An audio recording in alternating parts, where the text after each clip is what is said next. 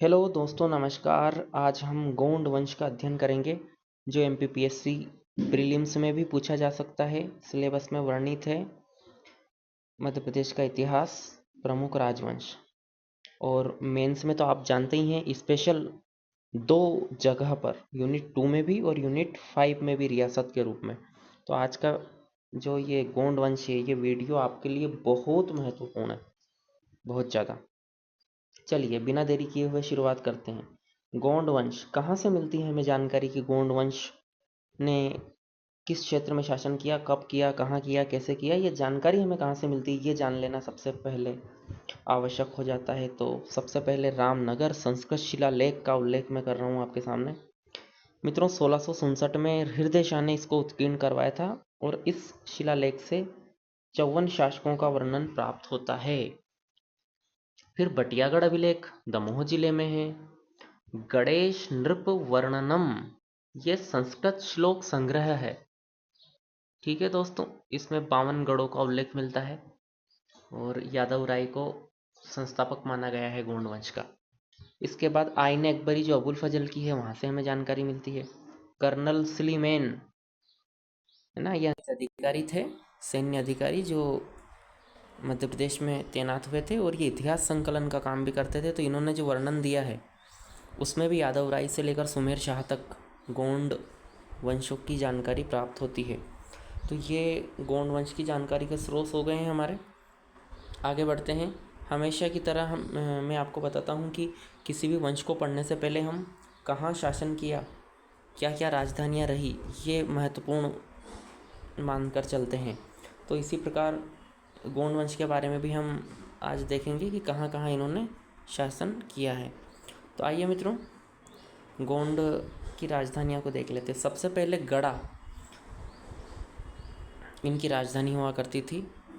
उसके बाद सिंगोरगढ़ राजधानी बनी, मदन महल राजधानी बनी, फिर ये संग्राम शाह के समय थी।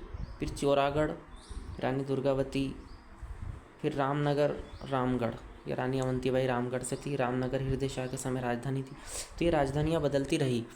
और जो मैप मैंने यहाँ आपको दिखाया है, इसमें आप एरिया देख सकते हैं किस क्षेत्र में शासन किया है। तो यहाँ देख लीजिए, लगभग उत्तर में पन्ना से लेकर नीचे चांदा रियासत तक महाराष्ट्र में, पूर्व में मालवा की पूर्वी सीमा से लेकर इधर छत्तीसगढ़ तक गोंडवाना साम्राज्य था। और इसके पूर्व में यहाँ बघेल राज्य था मित्रों। और पश्चिम में मालवा में अलग अलग समय अलग अलग शासकों का शासन रहा है। तो आप बस ये याद रखें कि कितना क्षेत्र, जो 52 गढ़ थे, वो कहाँ कहाँ कितने क्षेत्र में विस्तारित थे। तो ये मध्य प्रदेश के मैप में आप दर्शाएं अनिवार्य रूप से, ताकि आपका उत्तर बेहतर हो पाए। तो शासन क्षेत्र में मैंने कुछ जिलों का उल्लेख किया है। नरसिंहपुर, मंडला, दमोह, रायसेन, जबलपुर, कटनी, छिंदवाड़ा, बालाघाट, ये कुछ जिलों के नाम लिख दिए।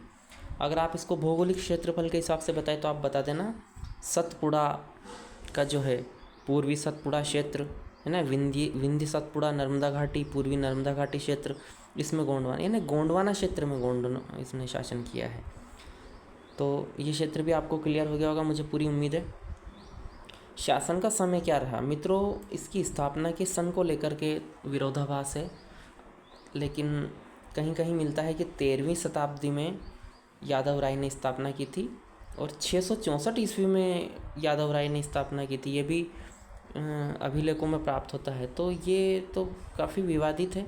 आप स्थापना के समय को 13वीं शताब्दी रखेंगे ज़्यादा उचित माना जाएगा। मैंने भी बहुत सारी किताबों में खंगाला इसे।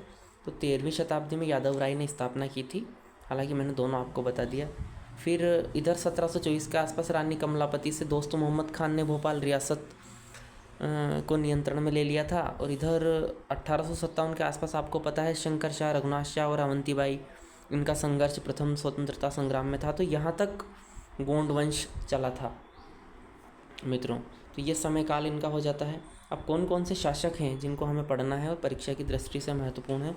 तो दोस्तों, वैसे तो अनेक शासक हुए हैं, जिनमें से मैंने यहाँ महत्वपूर्ण शासकों को नोट किया है आपके लिए, जिनमें आप देख सकते हैं संग्राम शाह, दलपत शाह, रानी दुर्गावती, हृदय शाह, नरेंद्र शाह, अवंतीबाई, शंकर शाह, रघुनाथ शाह और कमलापति।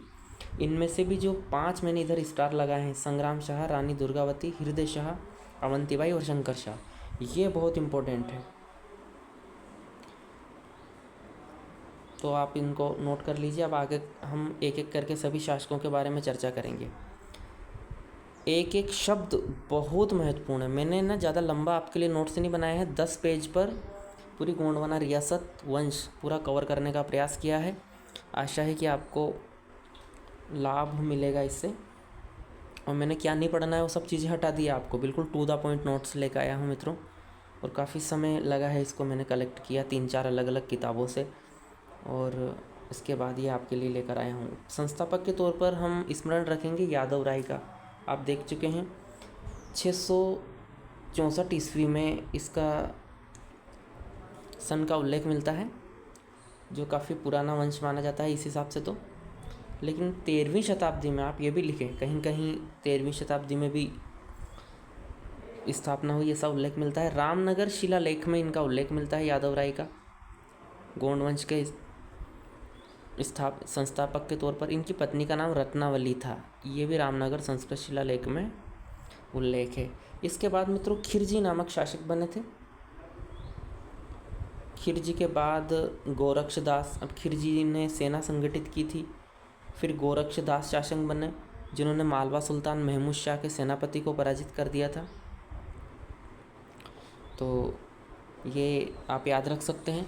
ये जो शासक हैं जिनके बारे में मैं आपको विस्तार से नहीं बता रहा हूँ, ये 2 मार्कर वाले शासक है। 2 नंबर का प्रश्न आएगा, हमें लिखना है सिर्फ कि ये गोंड वंश के शासक थे और उन्हें की एकाध विशेषता लिख दो, और बाकी पॉइंट बढ़ाने के लिए राजधानी बता दो, समय काल बता दो, जानकारी कहाँ से मिलती है बता दो, तो बड़ा आसान हो जाता है 2 नंबर के प्रश्न को हैंडल करना हमारे लिए। और मैं करके भी आपको दिखाऊंगा इसे, बने रहिए बस। अब आगे सुखनदास शासक बने, इन्होंने भी सैन्य विस्तार किया साहब। देखो नई नई रियासत थी, है ना, पड़ोसियों से खतरा रहता है तो सैन्य विस्तार करना तो ज़रूरी है, तो इन्होंने भी सैन्य विस्तार किया। फिर शासक बनते हैं अर्जुन दास जी 1500 में। आप जानते हैं लोधी वंश का शासन चल रहा था इस समय दिल्ली में, तो 1500 से 1510 तक अर्जुन दास जी थे। इनके 2 पुत्र थे, आम्हण दास और जोगी दास। आम्हण दास जो आगे चलकर शासक बनेंगे, संग्राम शाह का नाम लेकर नाम प्राप्त करेंगे, उपाधि। अर्जुन दास ने जोगी दास को अपना उत्तराधिकारी घोषित किया था, छोटे पुत्र, और आम्हण दास अपने आप को योग्य मानते थे और वो अर्जुन दास जी के समय से ही शासक बनने के स्वप्न देखने लगे थे। तो फिर इन्होंने अर्जुन दास जी की और जोगी दास दोनों की हत्या कर दी और स्वयं शासक बन गए थे। आपकी जानकारी के लिए मैं आपको बता दूं, ये बहुत महत्वपूर्ण शासक हैं दोस्तों, इनको पूछा जाना संभावित ही नहीं, प्रबल संभावित है। आम्हण दास उर्फ संग्राम शाह 1510 से 1543, यानी ये इब्राहिम लोदी और बाबर और हुमायूं का भी शासनकाल रहा है। हालांकि वो निर्वासित हो गए थे भी। जब हम मुग़ल पढ़ेंगे तो आप ऐसे लिंक करा कीजिए किस शासक के समकालीन कौन सा शासक था, उससे आपको मदद मिलेगी, एक पॉइंट मिलेगा एक्स्ट्रा लिखने के लिए। आम्हण दास ने 52 गणाधिपति की उपाधि धारण की थी। 52 गणाधिपति, 52 गढ़ अधिपति, ठीक है। गढ़ एक राज्य के रूप में इकाई मानी जाती थी। गोंड साम्राज्य छोटे छोटे राज्यों में विभाजित था, तो उसमें से एक को गढ़ कहते थे। जैसे आपने अभी सागर में राहतगढ़, धमोनीगढ़, रामगढ़, है ना, गढ़ागढ़, ये सब सुना होगा, तो ये इनके गढ़ हुआ करते थे।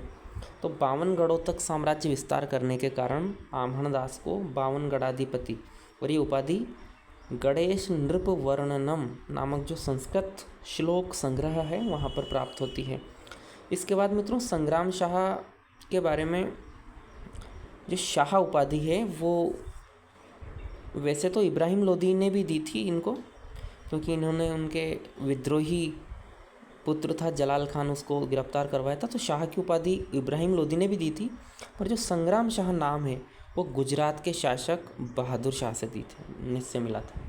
अब ये क्या हुआ कि एक बार बहादुर शाह के यहाँ गए गुजरात में, तो उन्होंने कहा कि अरे आम्हण दास जी यार, आपके पिताजी अर्जुन दास, आपके दादाजी सुखन दास, आपके परदादाजी गोरक्ष दास, आप शासक हो और ये दास दास थोड़ा जम नहीं रहा है।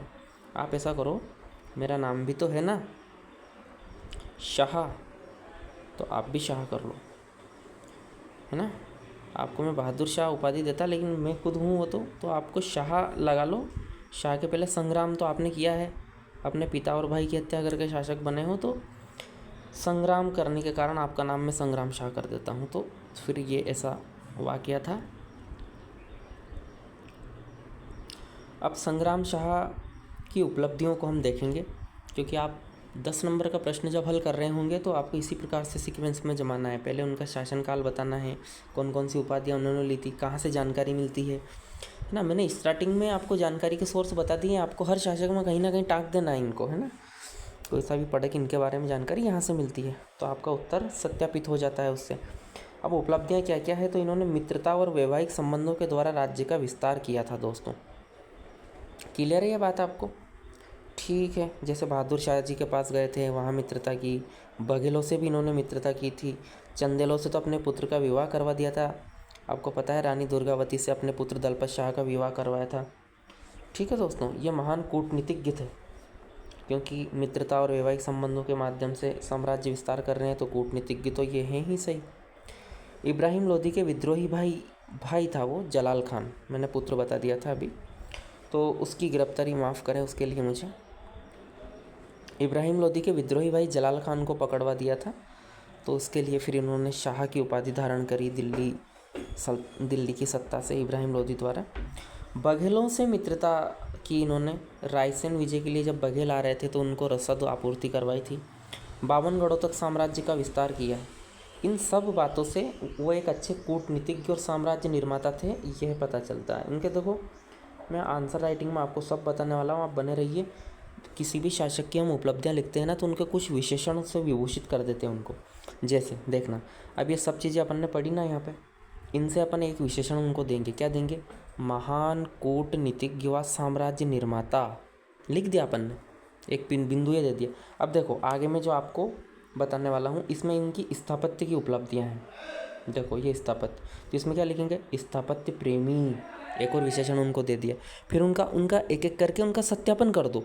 जैसे अच्छे कूटनीतिज्ञ किसी शासक को आप बता रहे हो, तो क्या क्या उन्होंने कूटनीतिज्ञ में किया, जैसे मित्रता की, विवाह संबंध स्थापित किए, संधियाँ की, तो उनमें कूटनीति बता दो। स्थापत्य प्रेमी उसको बता रहे हो तो उसने 2-4 किले विले दुर्ग महल बनवाए, उनका नाम बता दो। कला प्रेमी बता रहे हो तो किन किन को उन्होंने संरक्षण दिया है, उनके समय का कुछ मूर्तियाँ निर्माण हुआ हो, कुछ ऐसा कलाकारी का काम हुआ तो वो बता दो। साहित्य प्रेमी उनको अगर हम बता रहे हैं तो उनके कौन कौन उनके दरबार में थे, क्या उनकी रचनाएं हैं, 1-2 वो बता दो। स्वयं भी बहुत सारे शासक रचनाकार थे तो वो चीज़ें बता दो। इससे क्या होता है? पुष्टि होती है, आंसर बहुत मजबूत बनता है, आपका सत्यापन होता है। मित्रों, हम लेंगे आंसर राइटिंग की क्लास, आप निश्चिंत रहिए। स्थापत्य की हम यदि बात करें तो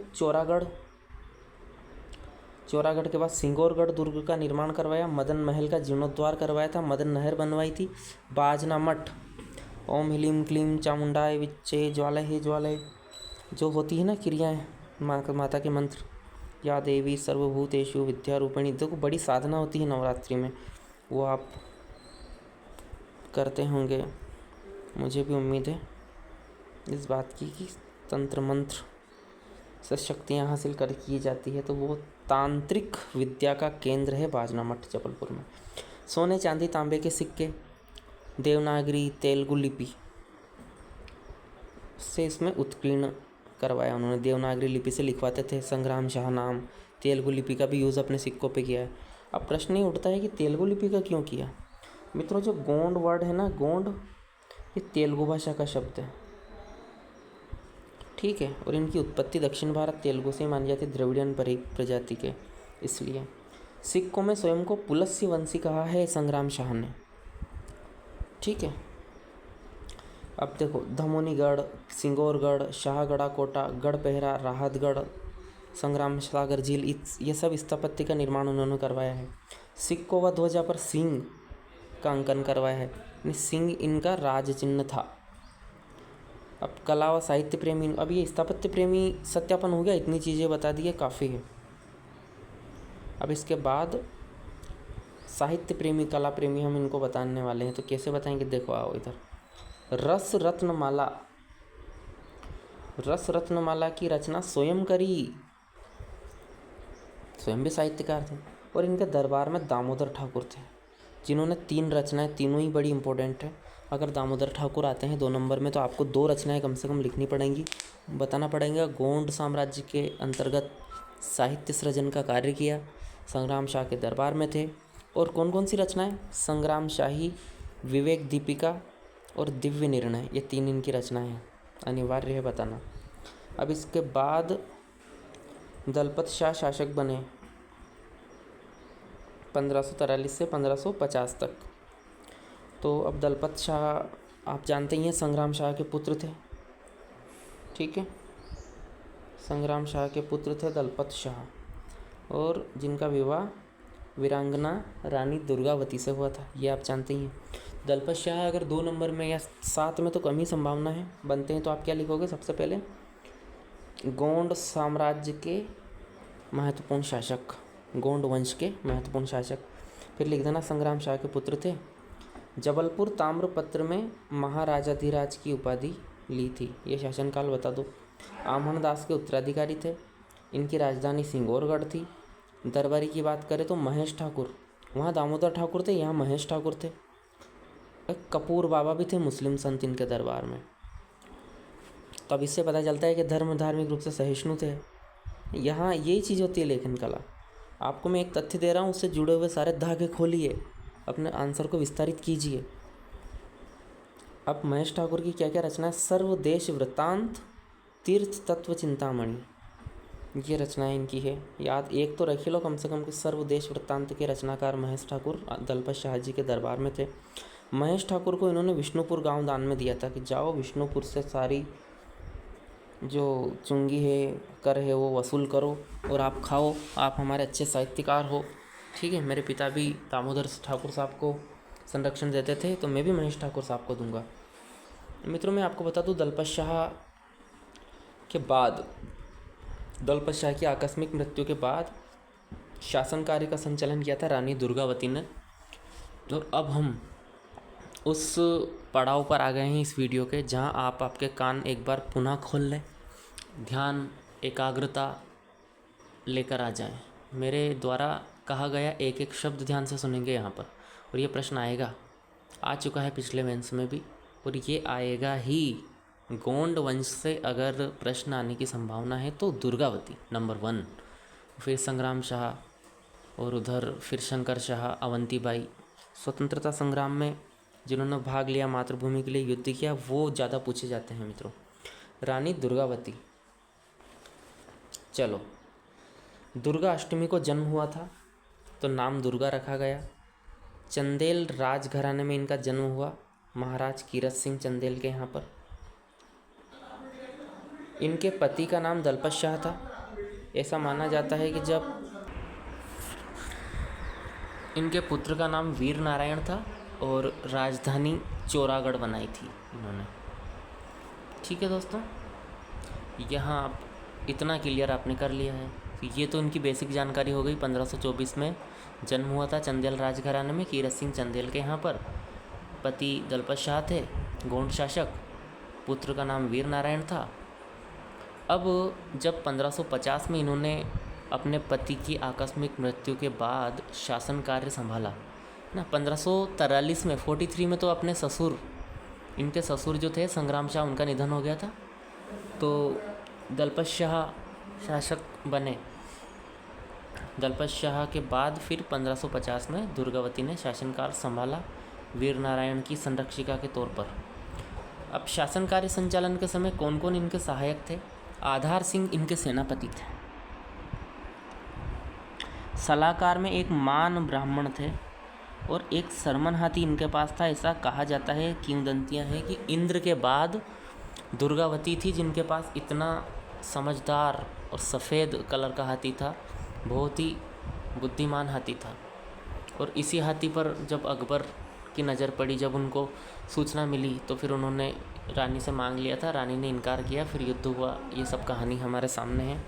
हालांकि इसके पीछे मूल जो कारण है वो अकबर की साम्राज्य विस्तारवादी नीति और महत्वाकांक्षा मानी जाती है गोंडवाना पर आक्रमण करने की। सिर्फ एक हाथी ही कारण नहीं था। अब दुर्गावती जब शासिका बनी तो क्या क्या चुनौतियाँ उनके सामने थी, ये भी प्रश्न सिर्फ बन जाता है कि रानी दुर्गावती के सामने क्या क्या चुनौतियाँ थी 7 नंबर में ना। प्रश्न तो कहीं से भी बन सकता है। मैं यहाँ ये जो कंटेंट दे रहा हूँ ना, ये आपके एमुनेशन से, आपके तुणीर में मैं तीर डाल रहा हूँ, और कैसे निशाना लगाना है ना, ये मैं आपको अलग से क्लास में बताऊँगा।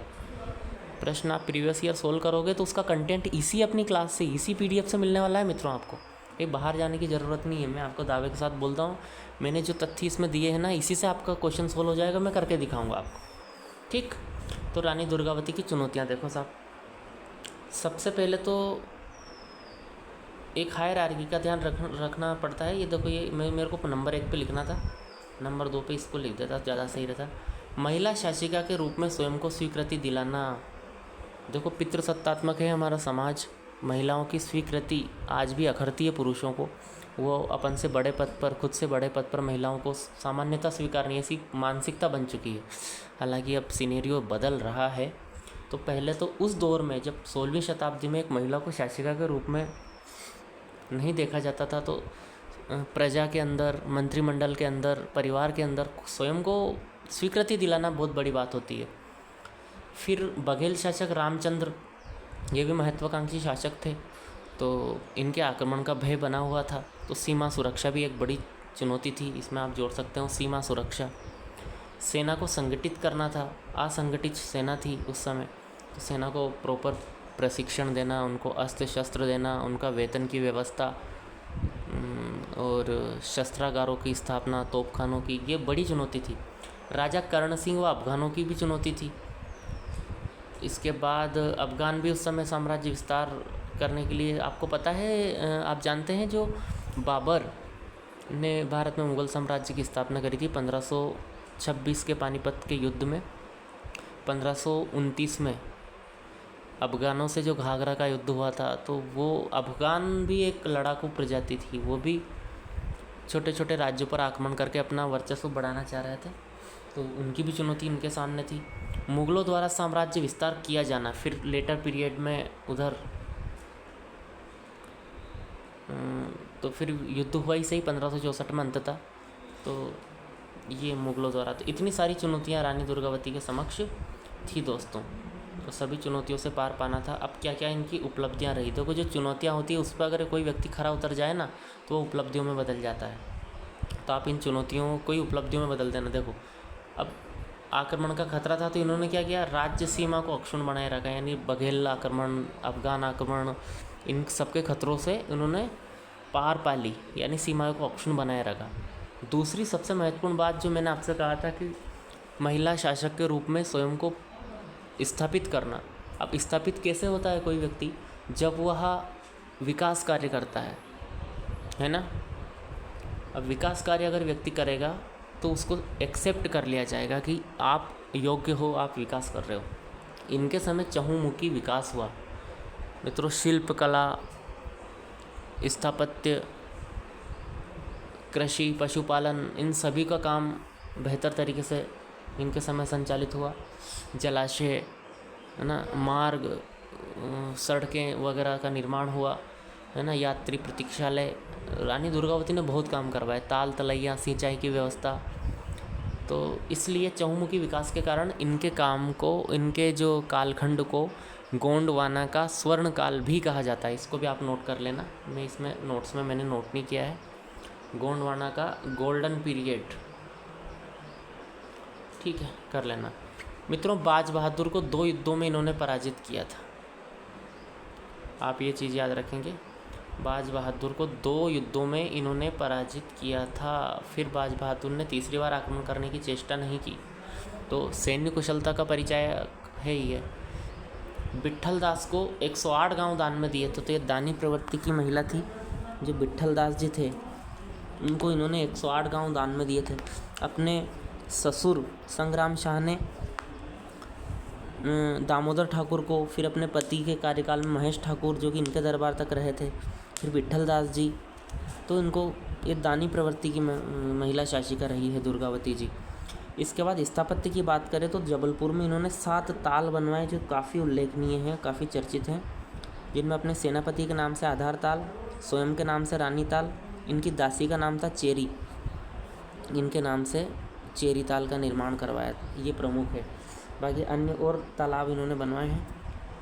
तो रानी दुर्गावती न सिर्फ एक वीरांगना के तौर पर बल्कि अपनी अन्य सफल शासन संचालन, स्थापत्य, कला, दानी प्रवृत्ति, सहिष्णु, प्रजावत्सल, इन सब उपाधियों के लिए भी जानी जाती है।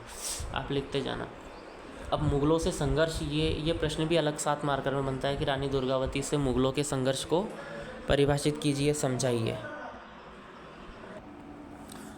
तो मुगलों से इन जो रानी का संघर्ष है उसको देखा जाए तो क्या कारण थे, ये सबसे इम्पोर्टेंट बात हो जाती है कि क्यों हुआ संघर्ष, कारण। तो आप कारण में नोट करना चाहो तो कारण में क्या लिखोगे?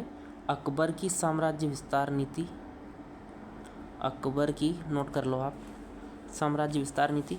और दूसरा कारण लिखना, रानी के पास आधार सिंह नामक सेनापति थे और सरमन हाथी था।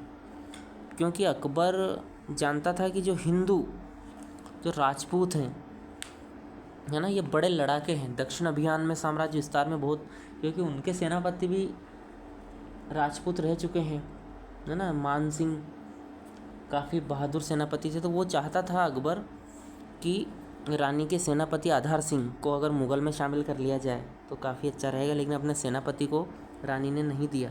तो ये कारण। अब जो 1564 में आसफ खान को भेज दिया फिर अकबर ने रानी से युद्ध करने के लिए। ठीक है मित्रों, क्या हुआ, कैसे हुआ? जो 4 चरण में ये लड़ाइयाँ चली। तीसरे चरण में रानी वीरगति को प्राप्त हो गई थी। पहले चरण में दमोह के आसपास लड़ाई होती है जिसमें रानी जीत जाती है और रानी नरई घाटी पहुंच जाती है। जो नरई घाटी में फिर मुग़ल सेना जम रही थी लगातार, तो नरई घाटी पहुंच गई। नरई घाटी, दूसरे चरण का नरई घाटी का जो युद्ध हुआ उसमें मुग़ल सैन्य नेतृत्व करता, आसफ खान के अधीन जो नेतृत्व कर रहा था वो था माजिद मोहम्मद। तो माजिद मोहम्मद की सेना को भी रानी ने पराजित कर दिया था। तीसरे चरण में नरई घाटी का जो सेकंड युद्ध हुआ उसमें फिर आसफ खान वहाँ पहुँच गया दोगुनी सेना के साथ। और आप जानते हैं जो मुग़ल सेना थी वो रानी की सेना की तुलना में अधिक सक्षम थी मित्रों। तो ये चीज़ें हैं।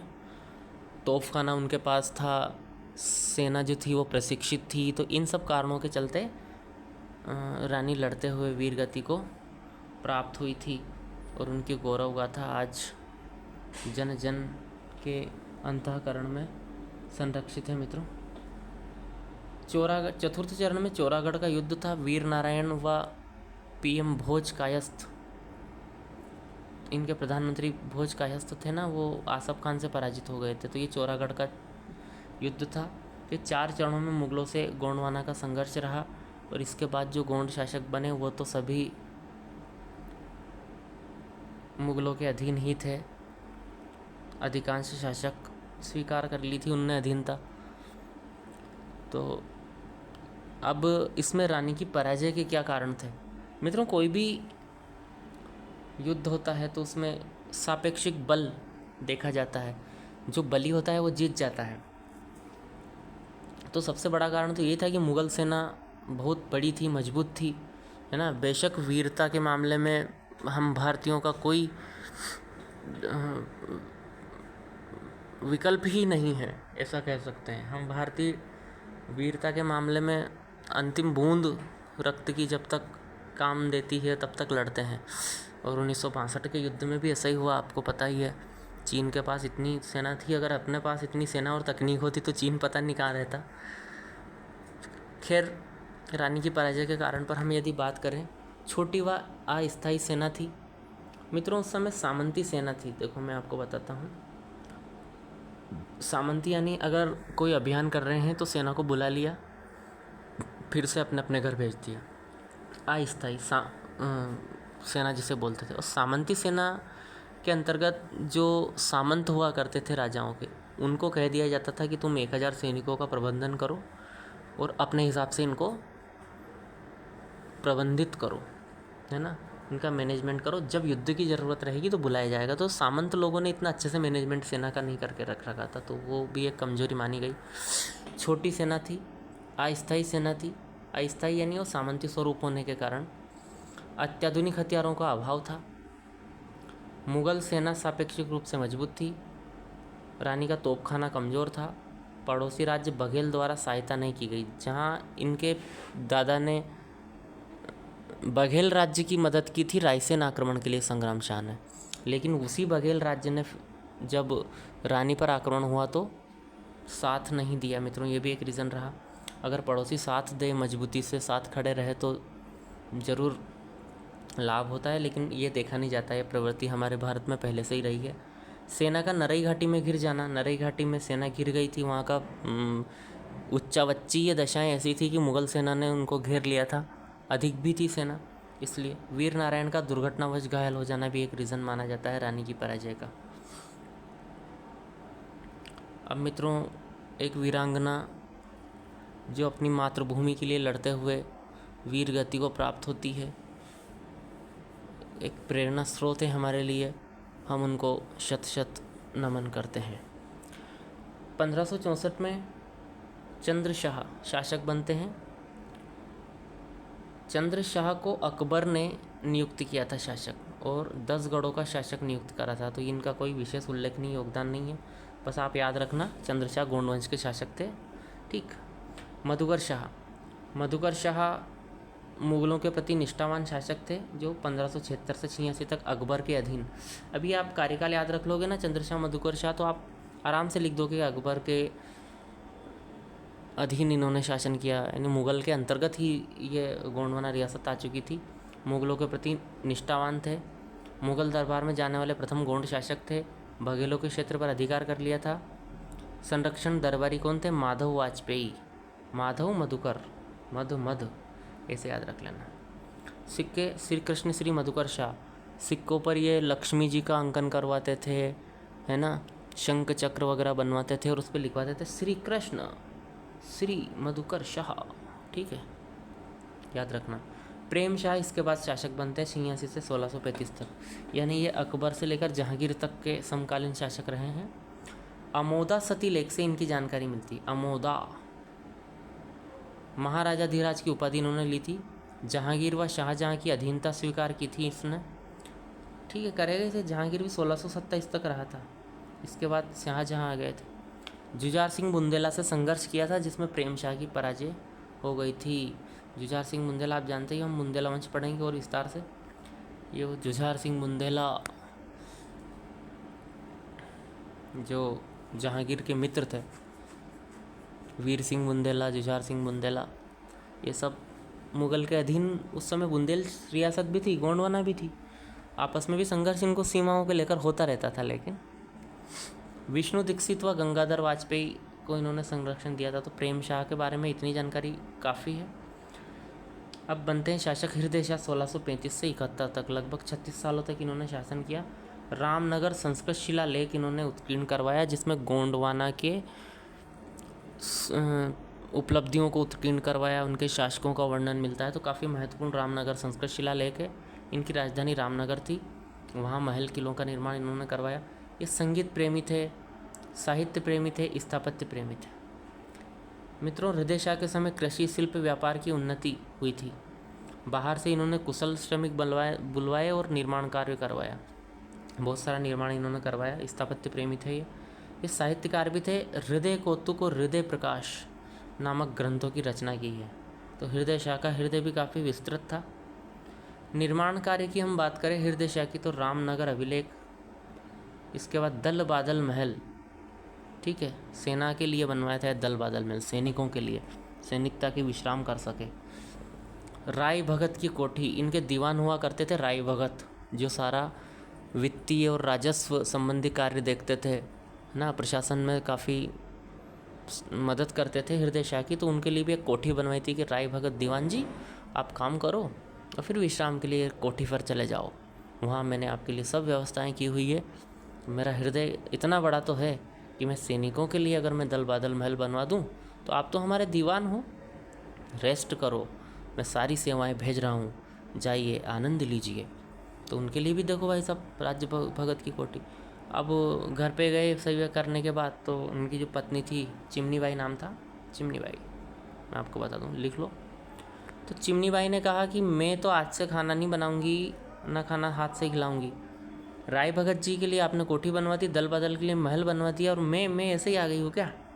मुझे तो आप प्रेम नहीं करते हो। तो हृदय शाह ने कहा कि हृदय की स्वामिनी तो तुम ही हो मेरी, है ना। ये सब तो चलो हमारे सहायक है, मित्र हैं, लेकिन मेरा हृदय शाह मेरा नाम है, उसकी उसकी तो आप ही हो।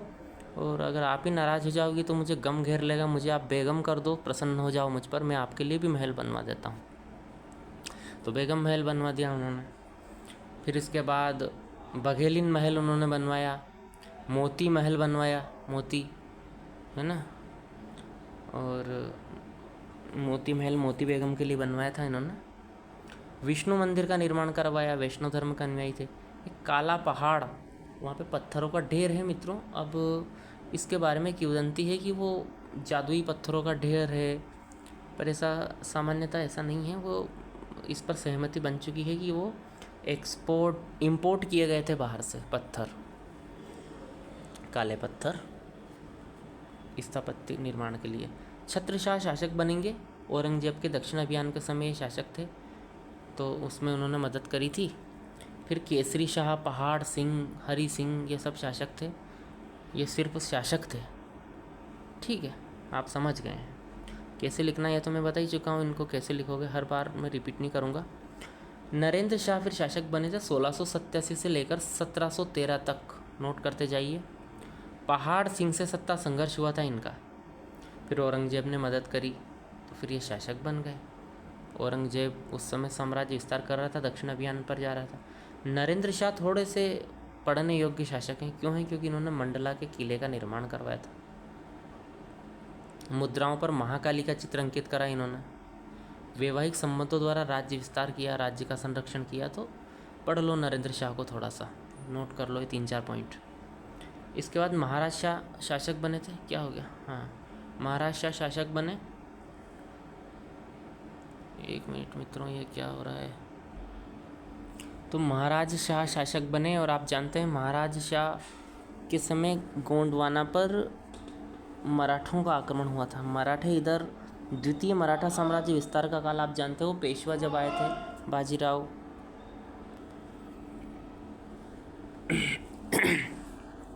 तो मराठों का जो साम्राज्य विस्तार चल रहा था, तो महाराज शाह के समय बालाजी बाजीराव द्वारा आक्रमण हुआ गोंडवाना पर, और पराजय हो गई थी महाराज शाह की। फिर उन्होंने दुखी होकर अग्नि समाधि ले ली थी मित्रों, महाराज शाह ने। इसके बाद क्रमशः शिवराज शाह, निजाम शाह, नरहरि शाह शासक बने। 1804 से 1818 तक सुमेर शाह नामक गोंड शासक थे।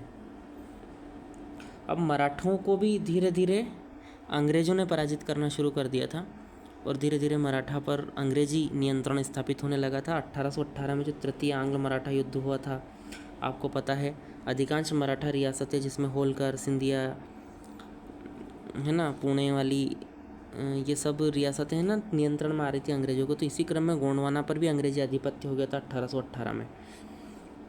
पहले मुग़लों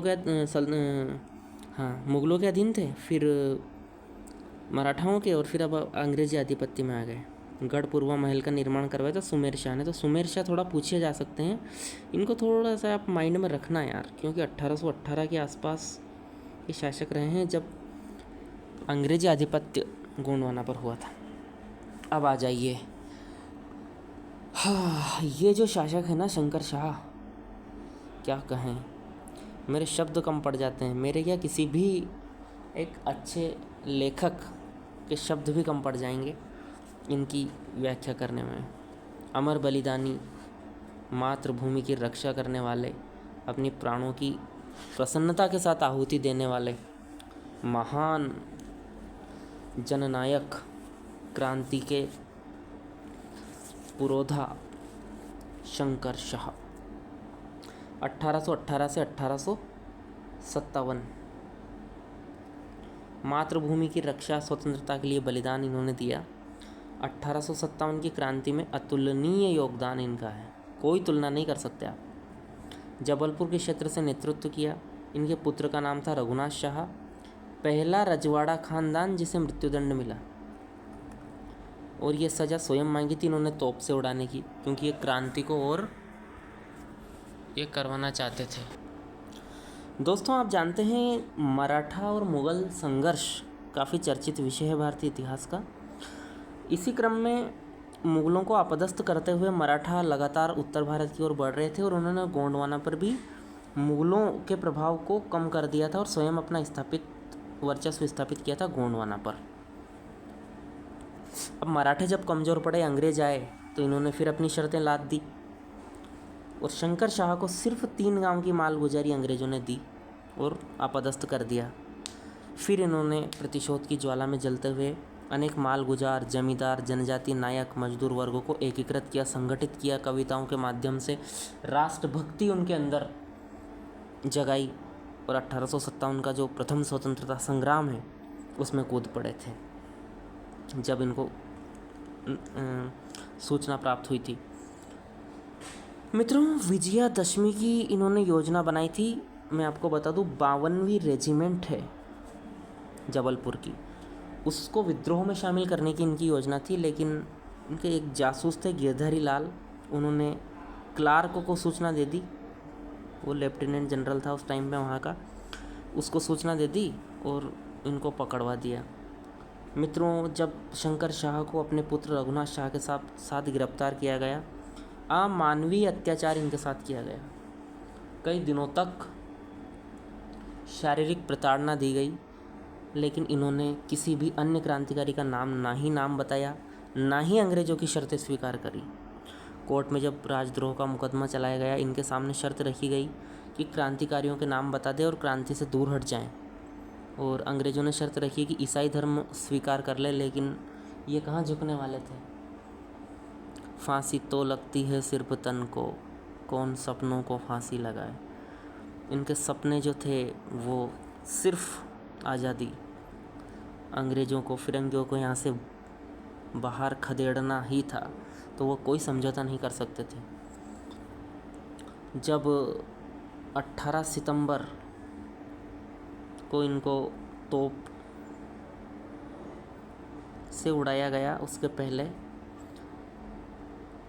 इन्होंने एक कविता पढ़ी थी, कालिका भवानी माई अरज हमारी सुन, डार मुंड माल गरे खड़ग कर धार ले। और अंग्रेज़ों को अपदस्थ करने की अन्य और आगे की पंक्तियाँ आप सर्च करके पढ़ना, काफ़ी भावुक कर देने वाली पंक्तियाँ हैं। 52वीं रेजिमेंट थी मित्रों। बलदेव तिवारी उसके सूबेदार हुआ करते थे। जैसे ही शंकर शाह का बलिदान हुआ, उसके बाद बलदेव तिवारी ने विद्रोह किया था, पाटन और कटंगी से अंग्रेज़ों को भगा दिया था। जब कोई बलिदान देता है ना, तो उसका प्रभाव उस बलिदानी के साथ जुड़ जाता है पूरा जन समुदाय, जनमानस। रघुनाथ शाह की पत्नी मन कुंवर, शंकर शाह की पत्नी फूल कुंवर मंडला में जंग लड़ती है, शहीद हो जाती है मित्रों। आगे रानी अवंतीबाई लोधी प्रतिशोध की ज्वाला से जलती हुई रामगढ़ में संघर्ष करती है। मित्रों, 1857 का संग्राम कोई साधारण स्वतंत्रता संग्राम नहीं कहा जा सकता। ये प्रथम ऐसा स्वतंत्रता संग्राम था जिसने बीज डाल दिए थे हमारी स्वतंत्रता के। 2022 में छिंदवाड़ा विश्वविद्यालय का नाम शंकर शाह के नाम पर किया गया है और शंकर शाह रघुनाथ शाह के नाम से पुरस्कार भी मध्य प्रदेश सरकार देती है। ये बहुत कम है उन वीरों, उन सपूतों को सम्मान के, जितने सम्मान के वो हकदार हैं। हम उनकी स्मृतियों को हमेशा हमारे साथ रखें, ये उनको सच्ची श्रद्धांजलि होगी। और इन पे अगर आंसर आ जाता है तो हमारे वाक चातुर्य, हमारे शब्द भंडार से ऐसे ऐसे विशेषणों से उनको नवाजें कि वाकई लगे कि हाँ। मित्रों, शंकर शाह पे हम अलग से प्रश्न भी सोल्व करेंगे। अब हम रानी अवंतीबाई को पढ़ लेते हैं। अवंतीबाई का जन्म 16 अगस्त 1831 को मनखेड़ी सिवनी में हुआ था। इनका विवाह गोंड राजा, रामगढ़ के रियासत के राजा थे लक्ष्मण सिंह, उनके पुत्र विक्रमजीत से हुआ था। विक्रमजीत अस्वस्थ रहते थे अक्सर। 1855 में विक्रमजीत का निधन हो गया था। अब इनको कोई पुत्र नहीं था, तो जब विक्रमजीत का निधन हुआ तो हड़प नीति चल रही थी, डलहौजी की 53 के आसपास आई थी वो, तो उसके अंतर्गत, हड़प नीति के अंतर्गत उन्होंने गोद प्रथा निषेध कर रखी थी और वो गोंडवाना का जो रामगढ़ रियासत है उसका विलय करने का आदेश दे दिया था। रानी द्वारा इसका विरोध किया गया था कि नहीं, मेरी रियासत ऐसे नहीं दे दूँगी। उन्होंने भी बिगुल फूंका। 1857, अब ये विद्रोह चल ही रहा था कि 1857 में उनको पास खबर आती है कि शंकर शाह और रघुनाथ शाह को तोप से उड़ा दिया गया है। तो फिर रानी प्रतिशोध की ज्वाला में जलती हुई योजना बना करके कूच कर जाती है अपनी सेना के साथ अंग्रेजी ठिकानों को। अंग्रेज़ों को बिछिया से भगा देती है, घुघरी से अंग्रेजी ठिकानों को तहस नहस कर देती है, अंग्रेज़ों को खदेड़ देती है मित्रों। फिर खेरी का एक युद्ध होता है 23 नवंबर 1857 को। उस समय रामगढ़ क्षेत्र में विद्रोह को दबाने की जिम्मेदारी वार्डिंगटन नामक अंग्रेज को थी। वार्डिंगटन और अवंतीबाई के बीच युद्ध होता है, लेकिन वीरता से ओतप्रोत रानी अवंतीबाई विजय होती है इस युद्ध में। वार्डिंगटन ने पुनः फिर रीवा राज्य की सेना की सहायता ली। देखिए, अपने पड़ोसी, अपने देश भारत की अगर एक विशेषता, असफलता की एक विशेषता आप पूछे ना, तो मैं बताऊंगा आपको, धोखेबाजी करना, सहयोग की भावना नहीं होना। इसी कारण रीवा राज्य की सेना और नागपुर का बर्टन था अंग्रेज अधिकारी, उनकी सेना लेकर के फिर वो दोबारा अवंतीबाई पर आक्रमण किया। अब 3 गुना 4 गुना फोर्स, अत्याधुनिक हथियार, आप सोच लीजिए परिणाम क्या होना था। 20 मार्च 1858 को देवहारगढ़ डिंडोरी ज़िले में, वहाँ लड़ते लड़ते जब स्वयं को असहाय पाया तो जीवित अंग्रेज़ों के हाथ आने की बजाय अपनी सहायिका गिरधारी बाई की कटार स्वयं को घोंपकर वीरगति को प्राप्त हुई, प्राणोत्सर्ग किया उन्होंने। रानी की सेना चारों तरफ से घिर चुकी थी, रसद आपूर्ति उनकी बंद हो चुकी थी। तो एक असहाय और कमज़ोर सेना को अंग्रेज़ों ने हराया है, कमज़ोर करने के बाद घेर लिया।